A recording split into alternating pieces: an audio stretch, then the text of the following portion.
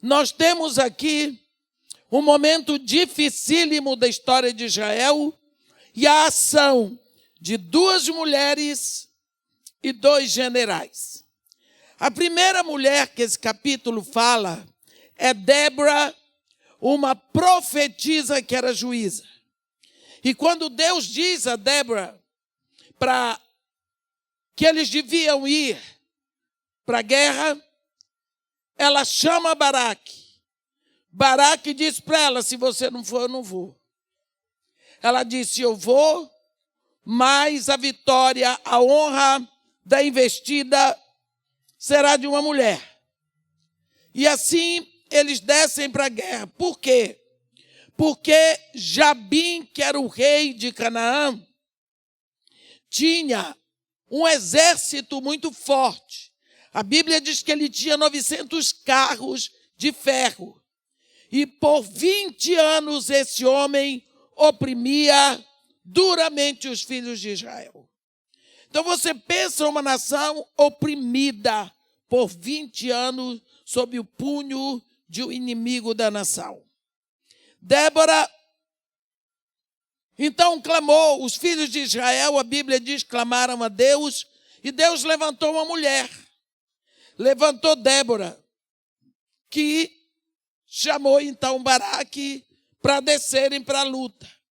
E nós vemos que quando o inimigo ficou sabendo que eles desciam para lá, a Bíblia diz que anunciaram a Sísera, que era o general do exército de Jabim, que era o rei de Canaã.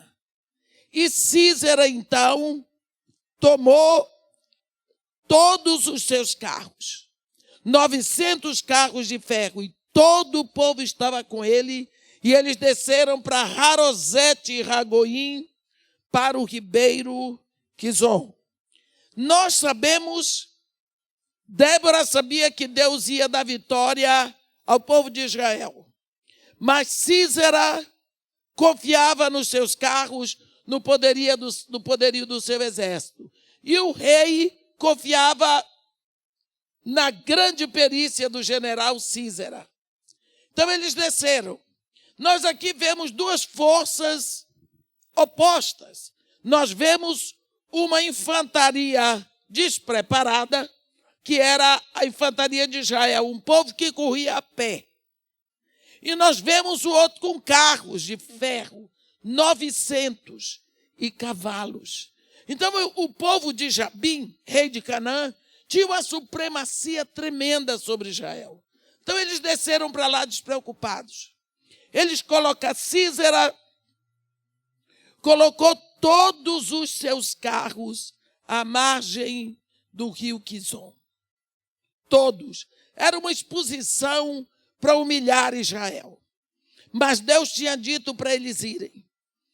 E 20 anos esse povo gemia e sofria debaixo dos punhos do rei de Canaã. E agora está na hora de começar a peleja. E Deus vai humilhar o inimigo sem precisar fazer esforço. Primeira coisa que Deus fez, qual foi? Choveu na cabeceira do rio. O rio Quizon invadiu as margens para onde foram os carros de ferro, atolaram. Primeira coisa, Deus só fez mandar chover na cabeceira do rio. E os carros não saíram de lá. Os soldados de Sísera não estavam acostumados a correr a pé. Eles corriam a cavalo. Só que agora, com tudo alagado, a água ia até o joelho dos cavalos. Cadê que os cavalos corriam? Mas o povo de Israel estava acostumado no mocotó móvel. Estava acostumados a correr. Era uma infantaria. Então, o povo de Israel, quando viu que o exército inimigo, com toda a sua supremacia, estava derrotado, eles foram com vontade. A Bíblia diz que eles mataram todos, não sobrou um. Não dá vontade de rir? Dá. Dá vontade de rir, Deus olhando. É assim mesmo. Com todos os seus carros, com todos os seus cavalos. Quando o general Císera soube que não tinha mais nada para ele, ele não era bobo. Correu a pé. E Baraque, que era o general das tropas de Israel, correu atrás. Mas Císera corre. Agora vai começar. Para onde é que ele corre? Na direção da tenda de Éber e de Israel. Vamos ver por que Císera corre para aquelas bandas. Porque Éber era queneu.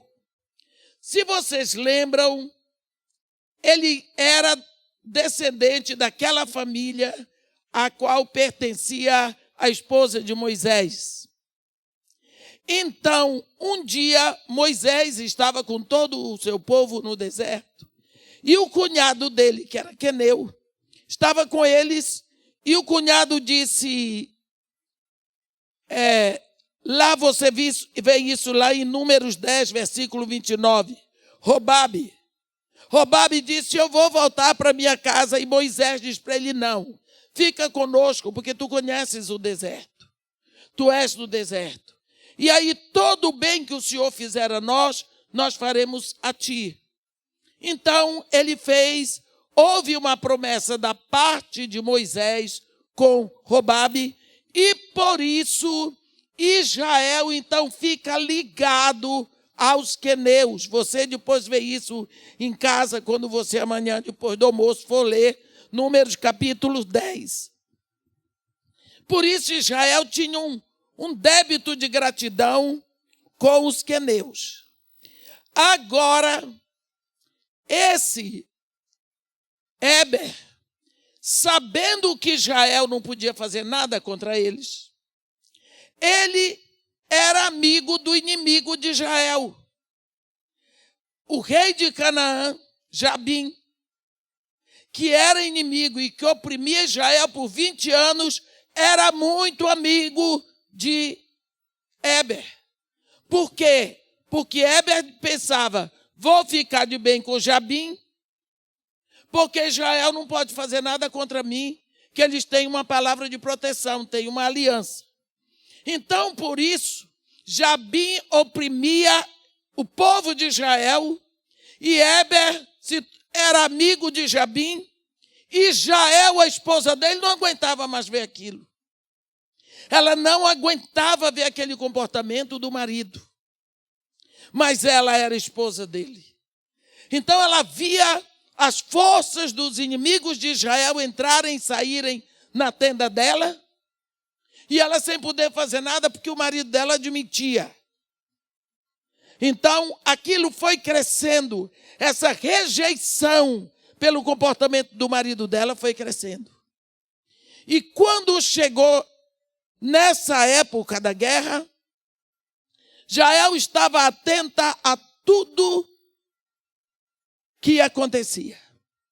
Eu quero parar aqui para falar de uma mulher que está atenta. Uma mulher que está atenta e que dá certo a atenção dela, não é aquela que vive na fofoca do YouTube. Não é aquela que vive na fofoca da novela. Jesus Cristo disse, quem tem ouvidos, ouça o que o Espírito diz às igrejas. Naquela época eu posso citar pelo menos 3 mulheres que livraram a sua casa sem ter YouTube, sem ter televisão, sem ter nada, apenas estando atentas do que aconteceu. A primeira delas, nós vamos ver Zípora, a mulher de Moisés. Zípora, ela não era de Israel. E, logicamente, quando ela teve o primeiro filho de Moisés, Moisés quis circuncidar o garoto. Mas isso não fazia parte da cultura dela.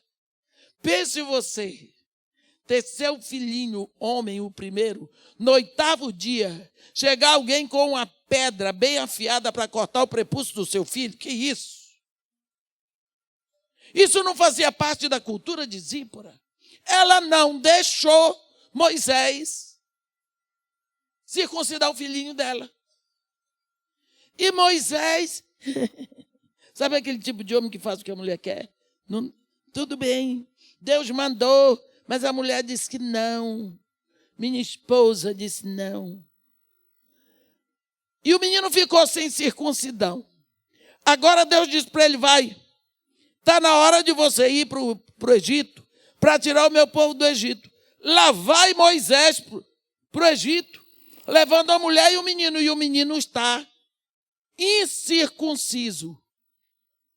Ele não está em aliança com Deus. A Bíblia diz que quando eles chegaram numa estalagem, Deus quis matar Moisés. Eu não sei como foi a luta. A Bíblia diz que Deus queria matar Moisés. Zípora, logicamente, estava atenta à administração do marido dela. Isso está escrito em Êxodo 4. Como essa mulher descobriu da luta espiritual de seu marido? Porque ela estava atenta à administração do marido. Ela estava atenta ao tempo de adoração do seu marido. Aqui está escrito assim, no capítulo 4 de Êxodo, versículo 24, estando Moisés no caminho, numa estalagem, encontrou o Senhor e o quis matar. Então Zípora tomou uma pedra aguda, cortou o prepúcio de seu filho, lançou-o aos pés de Moisés e lhe disse, sem dúvida tu és para mim esposo sanguinário. Assim o Senhor o deixou. Ela disse, esposo sanguinário por causa da circuncisão. Ela, quando viu que Deus ia matar o marido dela, depressa ela pegou uma pedra, cortou o prepúcio do menino e jogou aos pés de Moisés. E disse para ele, sem dúvida tu és para mim esposo sanguinário. O que ela queria dizer? Os teus costumes para mim são sanguinários, são contra a minha natureza. Mas eu estou fazendo isso para salvar a tua vida. Então, assim, Moisés pôde descer para o Egito. Sabe o que vai acontecer? Vocês sabem o que vai acontecer? No dia em que Israel sai do Egito, todos os filhos dos hebreus saíram, mas o único que ia ficar morto entre os egípcios seria o filho de Moisés, se não tivesse circuncidado. Se o filho de Moisés não tivesse sido circuncidado, seria o único de Israel que ia morrer junto com os filhos dos egípcios. Mas ele foi livre por causa disso. Por quê? Porque sua mãe estava atenta. Atenta a quê? A ministração do marido a Deus. Você sabe quanto tempo o seu marido faz de leitura bíblica? Você sabe quanto tempo o seu marido faz de oração? Você sabe como vai a ministração espiritual de seu marido? Mas talvez você saiba da vida dos outros. O tempo é difícil, sua casa tem um sacerdote. E você às vezes está tomando conta de outras coisas, mas dentro da sua casa, que é a sua sociedade menor, você não tem. É preciso que você esteja atento às coisas que estão dentro da sua casa. Jael estava. Outro exemplo.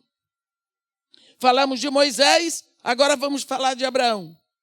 Quando Abraão, no capítulo 18 de Gênesis, estava sentado à porta, à entrada da sua tenda no maior calor do dia, a Bíblia diz que ele levantou os olhos, olhou e lá estava Deus. Lá estava Deus. E ele então se apressa e pede a Deus para aceitar o culto dele, a oferta dele. Deus diz, bem, vai preparar. Então ele diz, corre, entra na tenda de Sara e diz para Sara, Sara, prepara pão com 3 medidas de flor de farinha. Ele correu aos empregados, entregou o novilho tenco e bom e disse, preparem o novilho. Ele mesmo foi e preparou, tomou leite e preparou a coalhada. Quando estava tudo pronto, ele trouxe diante de Deus. Ele botou o pão, que representava a oferta de Sara. Ele botou o novilho, que representava a oferta do seu povo. E ele botou a coalhada, que representava a oferta dele. Faltava uma oferta, hein? Faltava uma oferta. Só que tudo que Abraão tinha, ele trouxe. A esposa, os empregados e ele. Ele ficou em pé. Ficou em pé. Ministrando. Você sabe que no Antigo Testamento a ministração é em pé. Você vê que no santuário tem mesa, tem tudo, mas não tem uma cadeira. O sacerdote ministra em pé. Quando Deus recebeu aquilo tudo, ele simplesmente diz assim: Sara, tua mulher onde está? Ele respondeu: está aí na tenda. Disse um deles: certamente voltarei a ti daqui a 1 ano, e Sara, tua mulher, dará à luz um filho. Sara o estava escutando à porta da tenda, atrás dele. Versículo 10. Capítulo 18 de Gênesis, versículo 10. Ó, Sara, atrás do marido, escutando tudo o que se passava, percebendo a ministração dele diante de Deus, participando da adoração do marido, ali e ouvindo o que Deus dizia para ele. Assim como Moisés estava na luta espiritual dele, Zípora estava atenta, livrou a vida do homem. Livrou a vida do marido, porque ela estava atenta, se fazendo uma com ele na ministração, na luta espiritual dele. Agora Sara, a Bíblia diz aqui, ó, atrás dele. Lá na porta, ó, escondidinha atrás e a antena ligada. Sara era mulher. Eu não sei se você já fez isso, de ficar percebendo as coisas de seu marido. Como é que chega a camisa dele em casa? Se tem alguma marca de batom. Olhar o celular. Tudo isso mulher faz. Não venha com essa cara para mim, não, que você faz. Você procura ficar por dentro de tudo, porque você diz: meu marido. Olha, Sara, atrás, ligadíssima. Quando Deus diz para ele: Sara, tua mulher onde está? O pobre de Abraão está aí dentro da tenda. Não, ela estava atrás dele, ele que não sabia.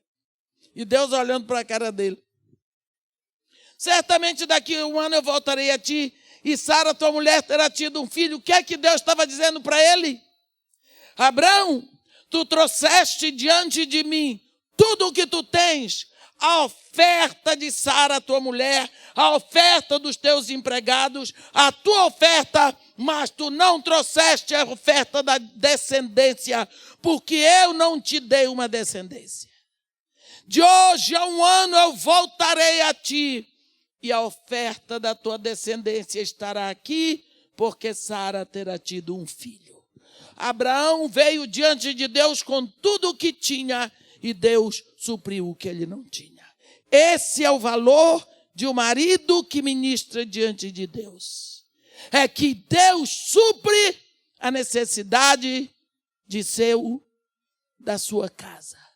Vou dizer para você quantas esposas de pastor tem aqui, levanta a mão. Então eu vou falar uma frase para você. Às vezes você reclama que seu marido tem mais tempo para a igreja do que para você. Que seu marido não tem tempo para fazer isso, para fazer aquilo com você. Enquanto o seu marido está agindo no trabalho de Deus, Deus está olhando a sua casa, a sua vida, os seus filhos, o seu ventre, a sua saúde, tudo. Enquanto Abraão ministrava diante de Deus, Deus estava vendo e Deus estava ressuscitando o sistema reprodutor morto de Sara. Ele disse: de hoje a 1 ano eu virei a ti, Sara, tua mulher, 90 anos, terá tido um filho. Tudo por quê? porque aquele homem estava ministrando diante de Deus. Deixa seu marido trabalhar para Deus. Deixa seu marido trabalhar para Deus. Porque enquanto seu marido trabalha para Deus, você está no anais. As bênçãos estão chegando em casa, porque ele é o canal. Ele é o canal. Eu quero lhe dizer o seguinte, você está vendo essas duas mulheres atentas ao que passava do ponto de vista espiritual. E então as coisas aconteceram. Jael, esposa de Éber, o queneu, estava por aqui, pelo que Jabim aprontava com o povo de Israel. Chegou a hora da guerra. Jael estava agoniadíssima, porque a superioridade do exército de Jabim era muito grande. E ela estava com muita vontade que acabasse aquela dor sobre o povo de Israel. Mas quando ela viu que choveu, que o rio entrou pela terra toda, pelas margens, que ela viu que o povo de Israel tinha matado os cananeus, e que ela viu Sísera correndo, ela conhecia Sísera, porque a Bíblia diz que havia paz entre Sísera, aqui versículo 17, porém Sísera fugiu a pé para a tenda de Jael, mulher de Éber queneu, porquanto havia paz entre Jabim, rei de Razor, e a casa de Éber queneu. Então Sísera sabia que ele podia ir para ali, que ele seria escondido, que a vida dele estava salvo. Os soldados dele tinham morrido, mas ele queria livrar a vida dele. Quando Jael viu o general fugitivo, ela disse: ei, meu senhor, entra, pode entrar. É aqui que eu vou te pegar. Entra aqui. Você pensa o que estava se passando no coração daquela mulher. Pensa o que estava se passando. Ele entrou, mas quando ele entrou, ele viu uma mulher. Ele não sabia o que é que Deus faz com uma mulher. Ontem nós vimos uma mulher que dizem que é a pior classe de gente, uma prostituta, passar para trás do rei de Jericó, enganar os vigias e dar a notícia de Jericó todinha para Israel. Uma mulher, numa hora terrível de Israel. Por quê? Encantada com as notícias que ela teve do Deus poderoso, do Deus que se lembra dos pobres, do Deus que derrota os grandes e que pisam nos desvalidos. Essa mulher se levantou forte num tempo em que toda a pátria dela foi a pique, mas a família dela foi salva pela coragem dela. Agora você vai ver uma mulherzinha que só aparece aqui na Bíblia. Jael. Jael não tinha nenhum título.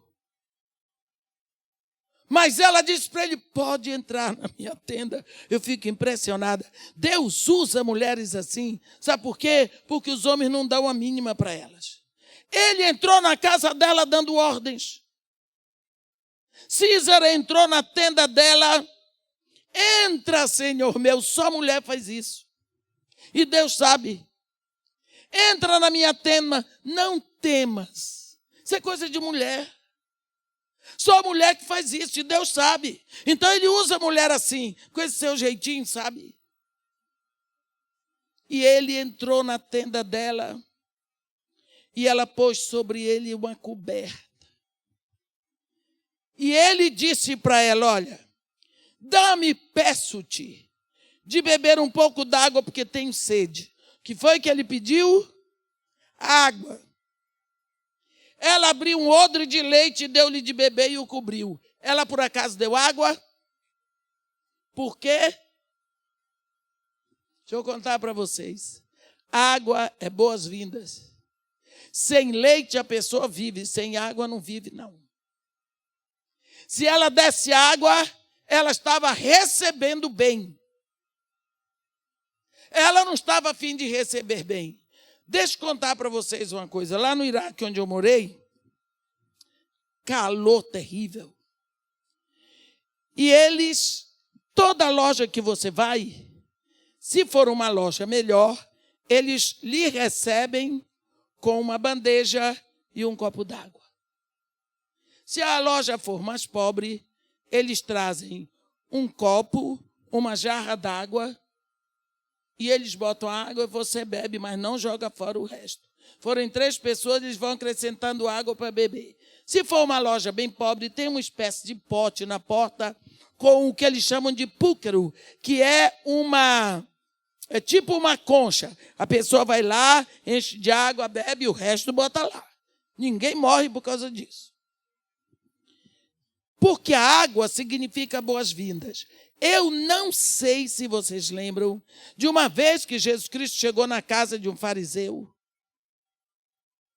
E na hora que ele se sentou à mesa, veio uma mulher da rua, a Bíblia diz que ela era uma pecadora. E ela veio por trás de Jesus e ela lavava os pés de Jesus com as lágrimas, beijava os pés dele e enxugava com os seus cabelos. E na hora de Jesus falar com o fariseu, ele disse: Simão, tu vês essa mulher? Eu entrei na tua casa, tu não me deste água. Tu não me recebeste bem. Ela lava os meus pés com suas lágrimas. Dar água, oferecer água, água em árabe é mai. A água significa, normalmente as pessoas quando morrem no deserto, eles morrem gritando, Akomai, Alá, Akomai, Alá, quer dizer, tem água, Alá, tem água, Alá, porque as pessoas morrem por falta d'água. Ele aqui pediu água, ela disse negativa, ela abriu um odre de leite, derramou leite no copo, deu para ele. A tua fome eu mato, mas, bem, tu não és bem-vindo. E ela o cobriu. Antes que isso acontecesse, ele diz assim, põe-te à porta da tenda, você viu? Ainda se julgava superior. Ainda se julgava mais forte. Entrou na casa da mulher, estava ali e deu ordem para ela no versículo 20. Põe-te à porta da tenda. E há de ser que se vier alguém te perguntar, há alguém aqui? Responde não. Vai para a porta e mente a meu respeito. Faz de conta que não tem ninguém aqui. Faz de conta que eu não vim para cá. Mente a meu respeito. Fica tomando conta na porta para me proteger. Olha, quantas vezes nós fazemos isso? O mal está na nossa casa. O mal está lá. Os nossos filhos estão sendo arrebentados. Eles estão sendo contaminados, envenenados pela mídia, pelo momento atual que nós vivemos. E nós estamos na porta da nossa casa. Você sabe o que é ficar à porta? Significa ficar no lugar de autoridade. Na Bíblia, porta é lugar de autoridade. Porque quem está na porta tem autoridade para dizer quem entra e quem sai. E nós ficamos no lugar de autoridade mentindo a respeito dos nossos filhos para proteger o mal que está dentro da nossa casa. Mentimos. Fulana, cadê o seu filho que nunca mais veio para a escola dominical? Ah, está estudando muito. Voltou muito tarde do curso, estudou até de madrugada, está em casa. De noite vem, mentira, ficou até de madrugada na boate.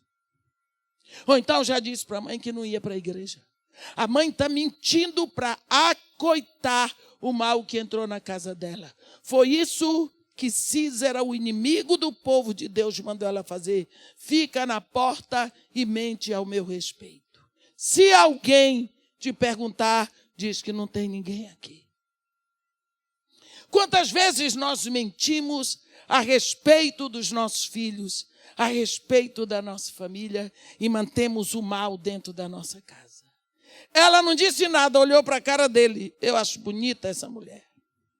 Aí, ela ficou esperando. Ele se ajeitou e dormiu.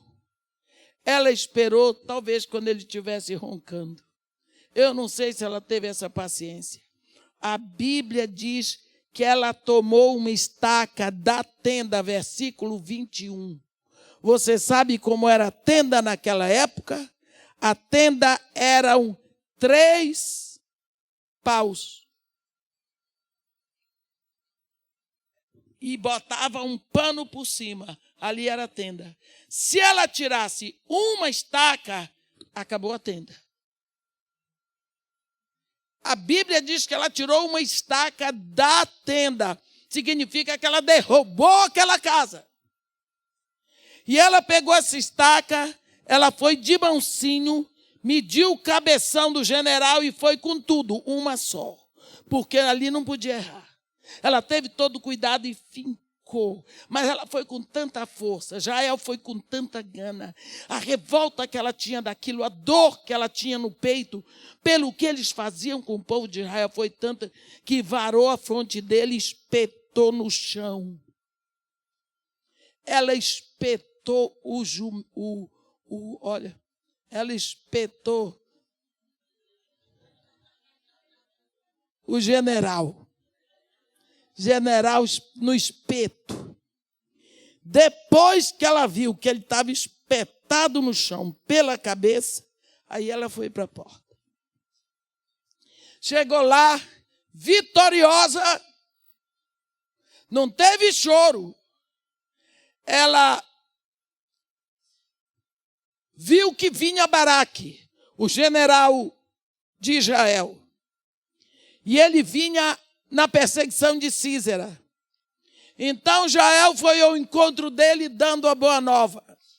Ei, Baraque, vem cá, eu vou te mostrar o homem que você procura. Ele seguiu Jael. E Sísera estava morto com a estaca na fronte dele. Olhe como é que esta mulher resolveu o problema de Israel no momento de grande angústia. Espetou o inimigo que entrou na tenda dela. Quando nós vemos o canto de Débora, a Bíblia diz, no versículo 24, bendita seja sobre as mulheres Jael, mulher de Eber, o queneu. Bendita seja sobre as mulheres que vivem em tendas. Água pediu ele, leite lhe deu ela. Olhe como a Bíblia enaltece a atitude de Jael. Porque foi uma mulher que tomou a decisão certa, na hora certa, livrou aquele povo e não quis mais levantar uma casa que podia abrigar os inimigos.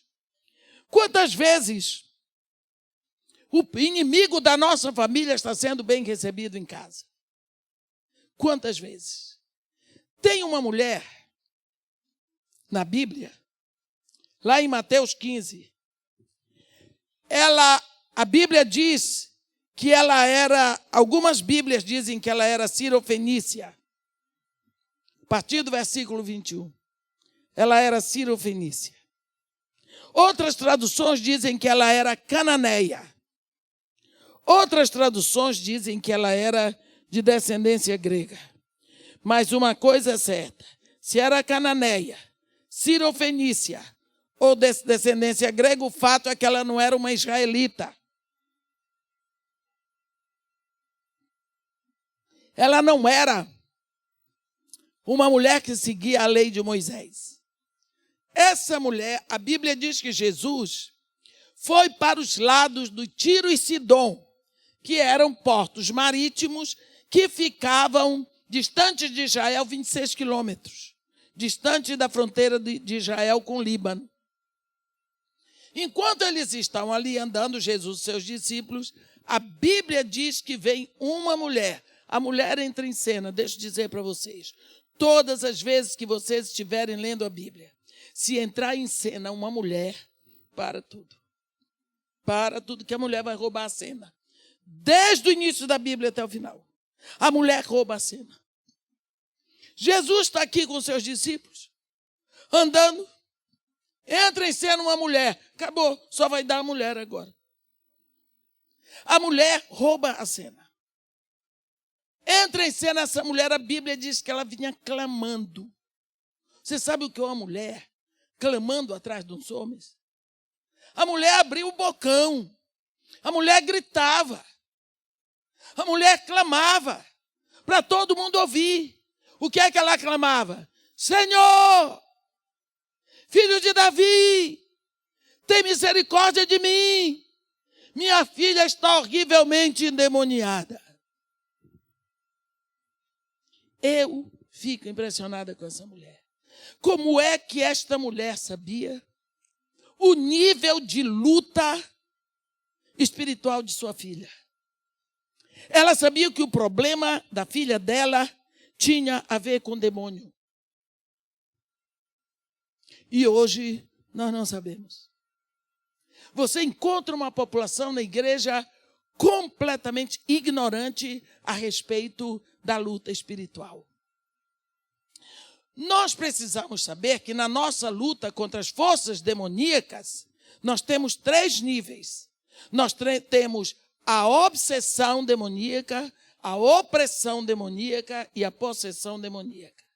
A obsessão demoníaca acontece quando a nossa mente está obcecada pelas forças das trevas. Tudo nós atribuímos a demônios. Furou o pneu do carro, foram os demônios. O filho não passou no vestibular, foram os demônios. O marido caiu em adultério, foi pombagira. Tudo foi demônio. Você atribui tudo a Satanás, ele se sente vitorioso, poderoso. Não é assim. Não é assim. Nós sabemos que toda doença se origina no pecado original. Existem doenças que Satanás põe. E nós vamos falar no segundo culto a respeito de uma dessas doenças. Mas não são todas as doenças. Se você está com uma enfermidade, ora por você, ora pelo médico e vai ao médico. Porque quando Deus quer curar, Ele cura. Com médico, sem médico, com cirurgia, sem cirurgia, com remédio, sem remédio, mas é sempre Deus que cura. Então, quando a pessoa está atribuindo tudo a demônio, se chama obsessão demoníaca, uma mente completamente voltada para as forças de Satanás. Eu estava numa cidade e uma senhora me convidou para almoçar na casa dela. Quando chegou meio-dia, na hora de buscar o telefone, tocou. Aí, irmã, quero que a senhora me perdoe, estou com um problema aqui. Em vez de chegar meio-dia, chegar meio-dia e meio. Meio-dia e meio, em vez dela chegar, ela ligou. Estou com problema aqui, estou saindo dentro de 5 minutos. Chegou lá, ela disse para minha irmã, Satanás sabia que a senhora ia almoçar em casa. Só podia ser, eu disse, você avisou? Irmã, eu sou a melhor pessoa para fazer arroz. O meu arroz é imbatível. Todo mundo gosta do meu arroz, pois a senhora sabe que hoje eu fiz 3 vezes o arroz. Pois o arroz saía grudento. Aí agora eu deixei a menina fazendo arroz. Eu disse, minha filha, então você acha que Satanás mandou algum arsenal de demônios para botar mais água no arroz? Será que não foi algum anjo de Deus, que Deus sabe que eu gosto de arroz papa? A senhora gosta de arroz papa. Espero que você não tenha jogado fora o arroz que grudou. Você está vendo? Agora Satanás ia se preocupar se meu arroz estava soltinho ou em papanina. O que é isso? Ele ia botar um veneno para eu morrer logo. Porque ele veio e foi para matar. Uma senhora me disse, irmã, preciso orar com as senhoras. Por quê? Meu marido, toda hora ele está caindo em adultério. Eu sei que ele está com uma pombagira. Eu disse, minha filha, deixa eu lhe dizer, seu marido pode ter o pombal todinho, mas ele é adúltero mesmo. E você se cuide. Senão, daqui a pouco você está doente. Então, tudo atribui a demônio. Isso se chama obsessão demoníaca. Você tem que acabar com isso na sua vida. Tem a opressão demoníaca. Possessão demoníaca não é para crente, mas a opressão pode chegar. Acontece o seguinte: você tem o seu filho, traz na igreja, o pastor consagra a Deus, e a igreja toda hora, e aquela maravilha. Essa criança cresce na igreja, e quando chega lá pelos 12 anos, o menino vai muito bem. O menino começa a ter o próprio celular dele, o computador dele. Ele assiste filmes que a mãe não vê, o pai não vê, está todo mundo ocupado. E ele começa a ter os amigos dele lá do mundo. Está na pré-adolescência. Começa a ir ao cinema com os amigos. Começa a fazer coisas que os pais não entendem, porque os pais estão por fora. Por fora. Não é? Estão por fora. Esse menino começa a admirar seus colegas, os seus professores, os filmes daqui, os filmes dali. E daqui a pouco ele não lê mais a Bíblia. E ele está trazendo para casa músicas. Ele baixa músicas que os pais não sabem que músicas são. A vida dele está uma vida de ímpio. E os pais continuam na igreja. E o menino vai, mas vai de má vontade. Enquanto a professora de escola dominical está ensinando, ele está no telefonezinho dele, recebendo as mensagens lá de fora. Vai chegar o momento em que ele está trazendo coisas para dentro de casa, mas está fechando a porta do quarto. E quando a mãe vai no quarto, pô, mãe, você também não bate na porta? A mãe tem que pedir licença para entrar. O menino começa a ficar de mau humor. Começa a ficar grosso. A mãe diz, é coisa de adolescente, que vira aborrecente. Começam a dar desculpas para a falta de educação do filho. Começam a dar desculpas. E o menino já não conversa dentro de casa. Ele é mal educado, monossilábico as respostas. Ele só sabe o que ele quer. Ele exige o que ele quer. A vontade dele é feita, ele não tem mais prazer de sentar na mesa com ninguém. E se sentar, pode que ele vai comer depressa para sair logo. Exige tudo. Dentro de casa é o mau humor personificado. O quarto dele está virando uma favelinha. Ah, porque adolescente? Não. Porque está no caminho oposto ao caminho de Deus. Esse menino vai piorando e vai chegar uma hora que ele não vai mesmo na igreja. E ele enfrenta, e ele peita e acabou. Ele dá as ordens. Com 14 anos, ele é o senhor da casa. Ele vai onde quer, ele faz onde quer. Ele sai de casa que ele não diz. Antes ele dizia, fui, pá. Agora ele não diz mais. Não sorri para os pais. Tudo o que ele faz em casa, ele está fazendo um favor. É um estranho, é estranho mesmo. Os pais decidem, tem que levar para o psicólogo. O que é que o psicólogo vai fazer? Se ele está com opressão demoníaca, eu sou psicóloga. O psicólogo não pode fazer nada. Ele tem uma opressão demoníaca. Uma batalha horrível na mente dele. Ele está morando dentro do inferno e o céu está lá dentro. O que ele vai fazer? Precisa de um tratamento. Que eu prefiro lidar com 50 possessos de demônio do que com um crente oprimido. Porque o oprimido, o possesso de demônio, a gente expulsa e o demônio vai embora. Mas o oprimido, demora. Demora. E demora para ir desoprimindo de demônio. Agora você vê uma mulher da igreja dizendo, eu estou levando meu filho no psicólogo. Por quê? Sei lá, acho que ele está bipolar. Agora tem uns nomes modernos para tudo. Psicólogo não pode fazer nada, não. Psicólogo não pode fazer nada. Há muitos séculos atrás, Deus diz assim para os pais: Ei, atenção. Estas palavras que hoje eu te ordeno estarão no teu coração. E tu as inculcarás a teus filhos.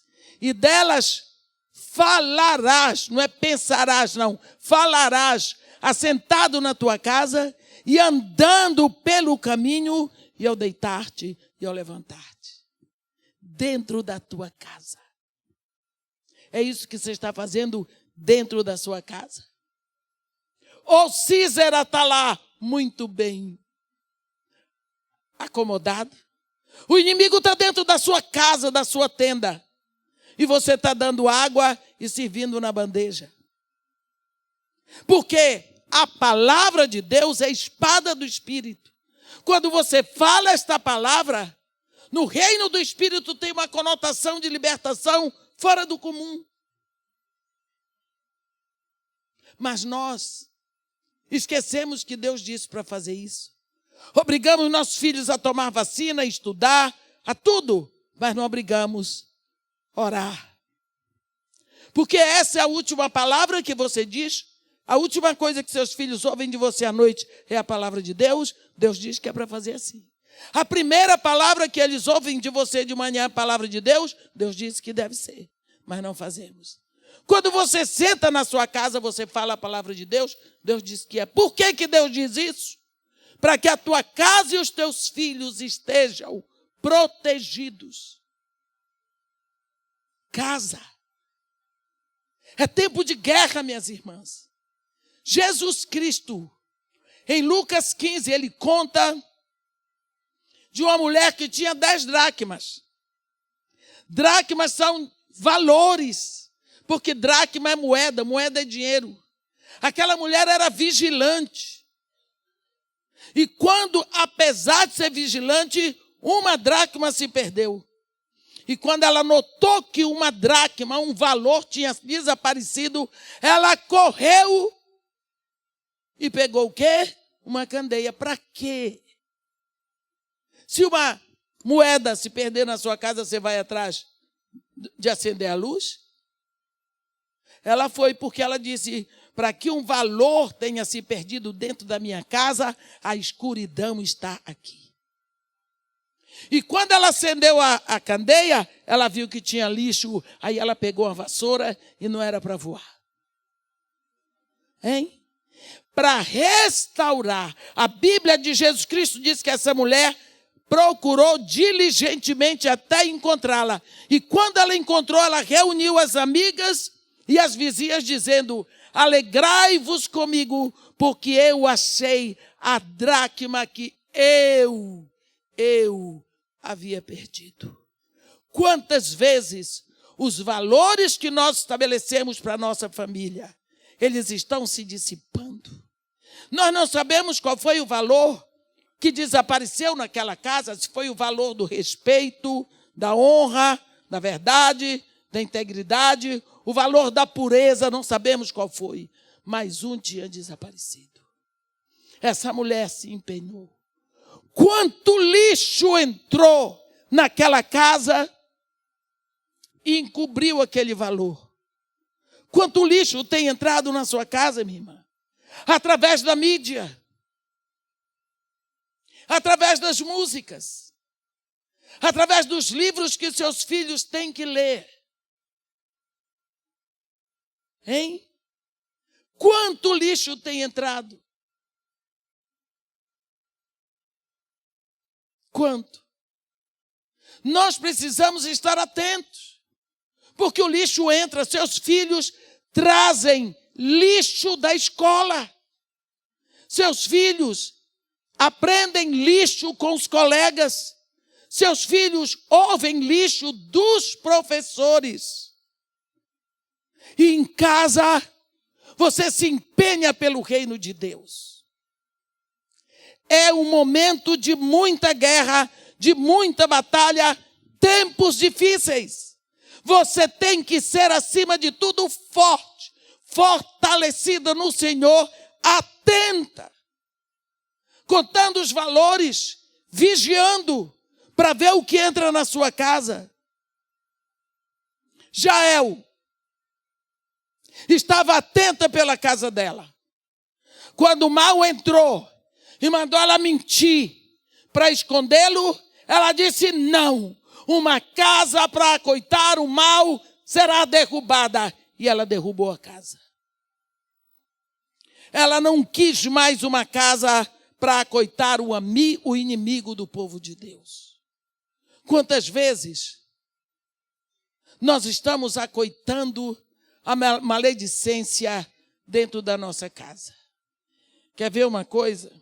Quando Deus manda uma sentença para Israel, pela boca do profeta Amós, uma sentença era a seguinte: era que um pai e seu filho coabitavam com a mesma mulher.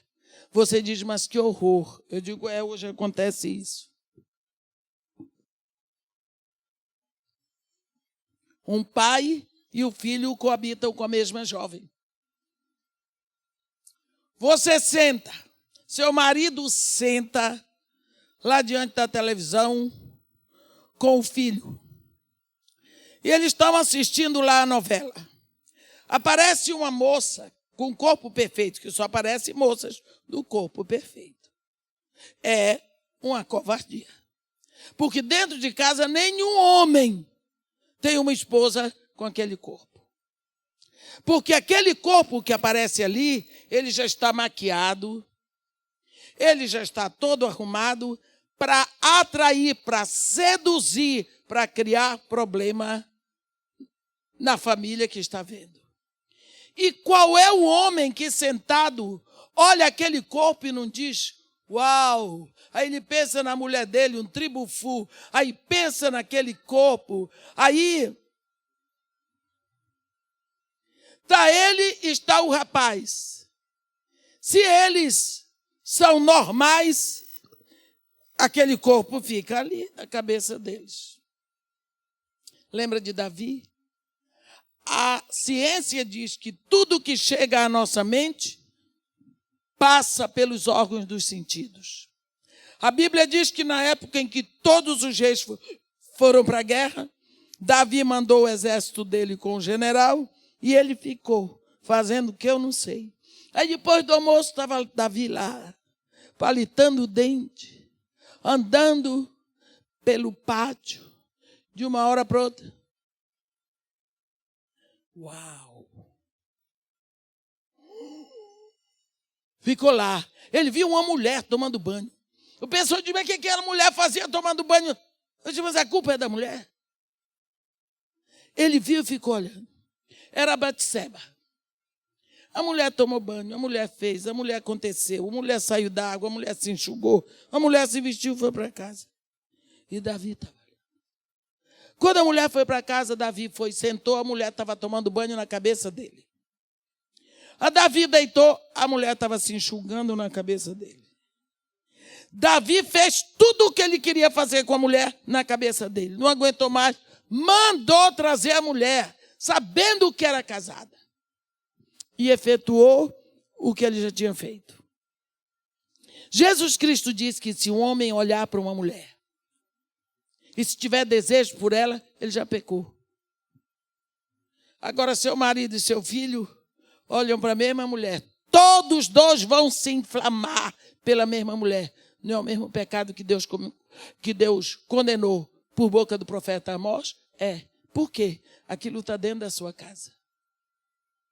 Dentro da sua casa. Seu marido não precisa sair de casa. Seu filho não precisa sair de casa para possuírem outro corpo. É isso que nós temos visto hoje. Fora que os homens, grande maioria deles, estão viciados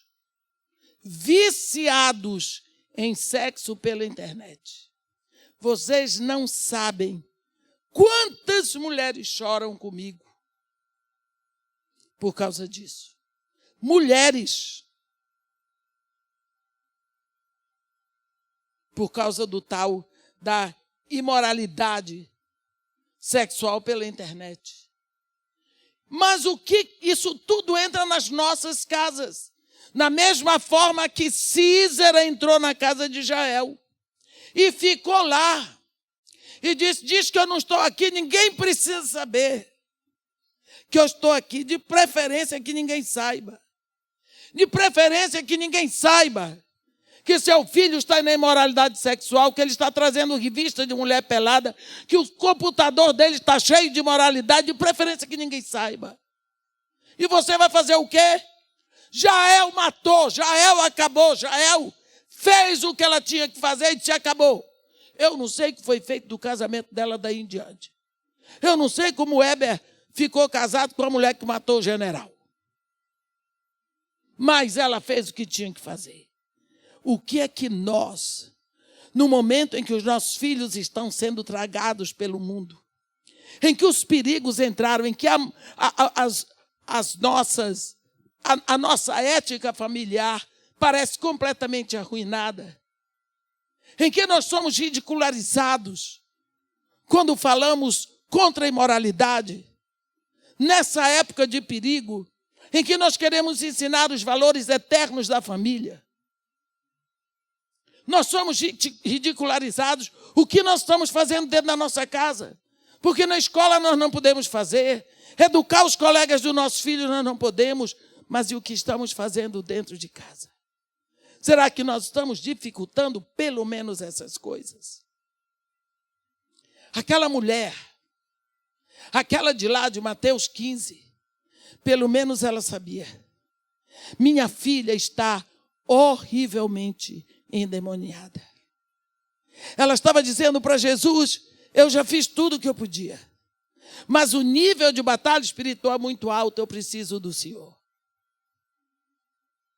Ela sabia que o problema era espiritual. O que é que nós estamos fazendo nessa época? Nós estamos esperando que a igreja ore? Tudo bem. Nós estamos esperando que o pastor ore? Tudo bem. O pastor tem que orar pelo filho de todo mundo, mas pelo dele também. Por que será que Deus lhe deu essa família? E deu essa família a você? O que é que você faz como mulher? Foi você que pariu. O que você tem feito pelos seus filhos? De que forma você tem se levantado contra esse gigante do inferno que está querendo acabar com a sua casa? Você aceita ele dentro de casa? Ele entra e você deixa que ele fique ali? E você diz para ele, estou de olho em você, está de olho nada. Um gigante espiritual do mal, ele entra para roubar, para matar e para destruir. É preciso que nós saibamos que o momento é um momento em que podemos perder a nossa família. Recebi esta manhã um telefonema de uma mãe desesperada, porque o filho aproveitou para visitar os pais ontem para dizer que ele resolveu assumir o homossexualismo, que ele tem um amante e que os dois estão morando juntos. E o pai ficou tão revoltado, o pai perdeu, coitado, as estribeiras, está um horror à família. Semana passada, a mãe queria morrer, porque viu a filha se beijando com a maior amiga na garagem. Elas desceram, só que a filha tinha esquecido o celular. Ela desceu atrás, quando abriu a porta do elevador, ela viu as duas. Ligam para mim. O que se vai fazer nessa hora? O que se vai fazer? Aí quando você olha, esse filho há muitos anos que não quer mais saber de igreja. A filha há muitos anos não quer saber de igreja. Porque a primeira coisa que eles deixam é o Senhor. O que você faz quando o seu filho não quer mais saber de Jesus? Você diz, um dia ele volta?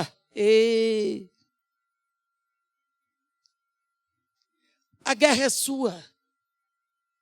Você canta tanta coisa bonita na igreja, a guerra é sua.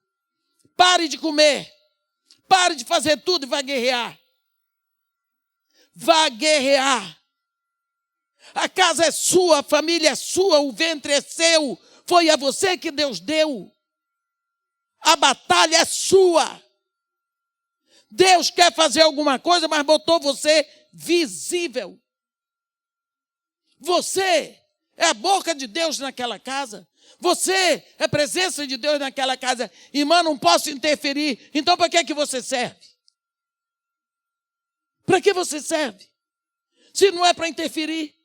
Você não vai interferir batendo no seu filho. Você vai interferir entrando nas regiões celestiais e proibindo e ordenando o resgate da sua descendência para Deus. Ou você vai parir filho para o inferno. Tenha juízo, minha irmã. Por que Deus lhe fez igreja do século 21? Não pense que vai acontecer alguma coisa boa. Não vai. Ou você ora, ou você ora. Não tem como. Todos os sinais estão presentes de que Jesus Cristo está aí voltando. Eu vou dar um sinal para você. Só um. O primeiro sangue derramado da terra foi o sangue de Abel.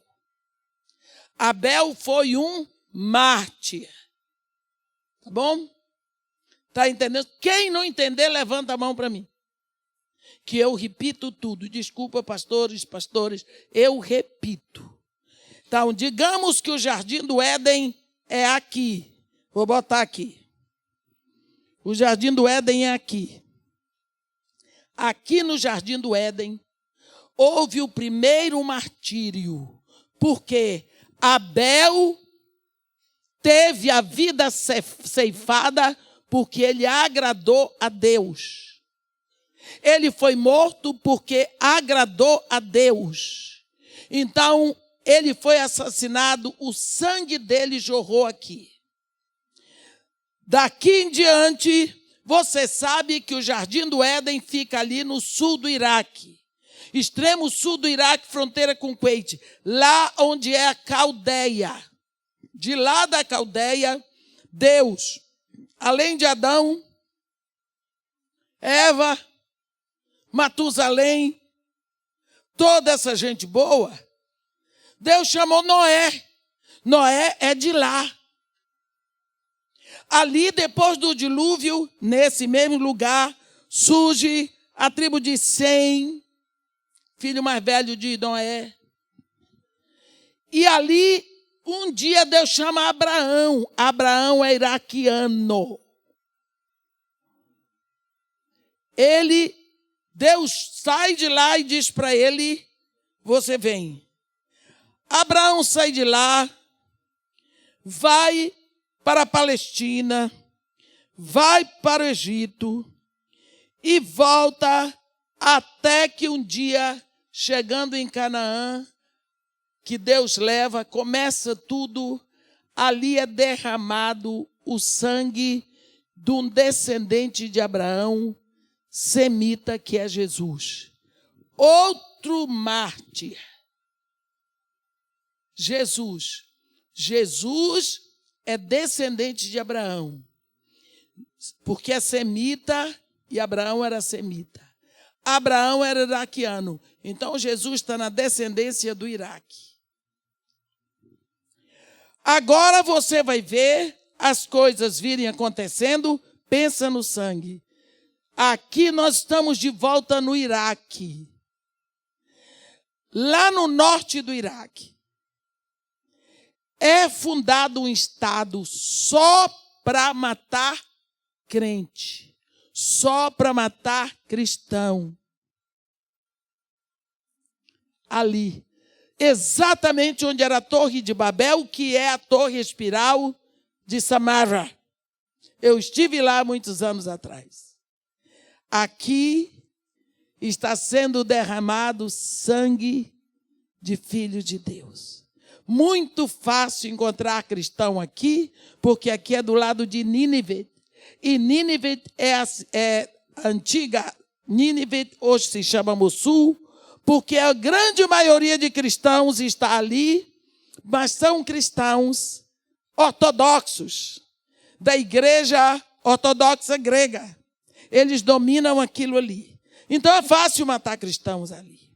Então, no lugar aonde foi derramado o primeiro sangue, agora está sendo derramado sangue de Marte com fluência.